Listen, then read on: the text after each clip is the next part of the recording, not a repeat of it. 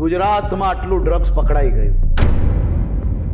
આ મારી ગુજરાત એટીએસના કેટલાય લોકોએ પોતાના દીકરા દીકરીના જન્મદિવસ ચાલુ હશે અને કાર્યક્રમ છોડીને આપણા રાજ્યમાં ડ્રગ્સ આવતા અટકાવવાનું કામ કર્યું. ગુજરાતના દરિયા કિનારે અવારનવાર ડ્રગ્સ પકડાવાની ઘટના બનતી હોય છે અને આ જ મુદ્દા ઉપર વિરોધ પક્ષના નેતા જિગ્નેશ મેવાણી અને ગોપાલ ઇટાલિયા છે એ ગૃહ રાજ્યમંત્રી એટલે કે હર્ષ સંઘવીને વારે વારે ઘેરતા હોય છે. પરંતુ આજે ઘણા સમય બાદ હર્ષ સંઘવીએ વળતો પ્રહાર કર્યો છે. તેણે કોઈ પણ નેતાના નામ લીધા વગર તેમણે કહ્યું છે કે ગુજરાતની એટીએસ છે એ દિવસ રાત એક કરી અને આ ડ્રગ્સ પકડે છે. જ્યારે ડ્રગ્સ પકડે છે ત્યારે જ તમારા ધ્યાનમાં આવે છે. આ મુદ્દા ઉપર હર્ષ સંઘવીએ વધુ પ્રહાર કરતા શું કહ્યું આવો જાણી આ વિડીયોમાં. નમસ્કાર, આપ જોઈ રહ્યા છો બેનિફિટ ન્યૂઝ અને હું છું આપની સાથે મહેશ. મને ઘણી વાર આમ હસવું આવે.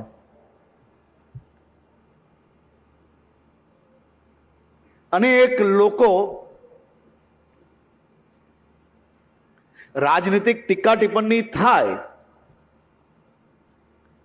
એ રાજનીતિનો ભાગ છે, પરંતુ અનેક લોકો આમ ટીવીના પેલા કેમેરા દેખાય ને એટલે સૌથી પહેલા ગુજરાતમાં આટલું ડ્રગ્સ પકડાઈ ગયું. મારી તો અહીંયા બેઠેલા સૌ સિનિયર લોકો પાસે એટલી જ વિનંતી છે કે તમે સૌ લોકો તો અનુભવી લોકો છો. પકડવા જનાર આપણા અધિકારી કે આપણા જવાનોનું મનોબળ તોડતી વાતોને સાચા અર્થમાં જવાબ આપવાની જવાબદારી બી તમારા જ સૌ લોકોની છે. પકડવા માટે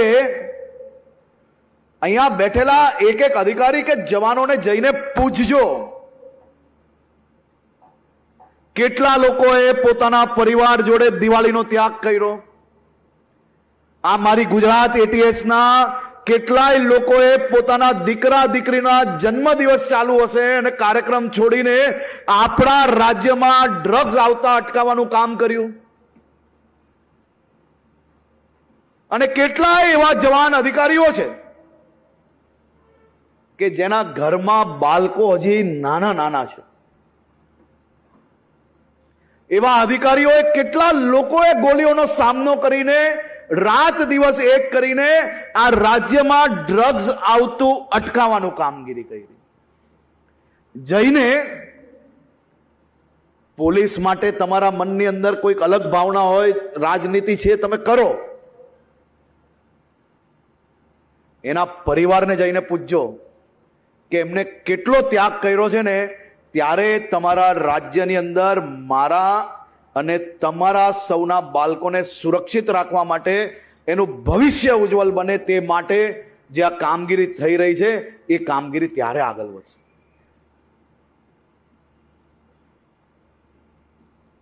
ક્યારેય કોઈ એવું વિચાર્યું છે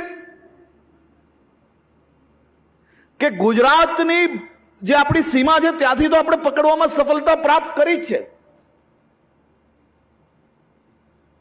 પણ આપણી જ આ એટીએસ દ્વારા બંગાળના પોર્ટ પરથી બી ડ્રગ્સ પકડ્યું છે, પંજાબની જેલમાંથી બી નેટવર્ક પર્દાફાશ કર્યું છે, મહારાષ્ટ્ર, ઉત્તર પ્રદેશ, મધ્યપ્રદેશ, રાજસ્થાન, અલગ અલગ 14 થી વધારે રાજ્યોની અંદરથી ડ્રગ્સની ચાલતી ફેક્ટરીઓ, એના મોડસ ઓપરેન્ડી, એના મોટા નેટવર્ક ધરાવતા લોકો, આવા અનેક લોકોને પકડવાની કામગીરી એ આપણી ગુજરાત એટીએસ દ્વારા, ગુજરાત પોલીસ દ્વારા કરવામાં આવી છે. સાહેબ, આ કોઈ નાની વાત નથી. અને હવે એટીએસની કામગીરી કરી, ગુજરાત પોલીસે મોટા પ્રમાણમાં આવતા ડ્રગ્સને બોર્ડરો પરથી રોકવાની કામગીરી કરી. આપણે ગુજરાત 1600 કિલોમીટરથી વધારે આપણી દરિયાઈ સીમાઓ લાગે છે. આ આજની ચેલેન્જ નથી, આ વર્ષોથી ચેલેન્જ છે.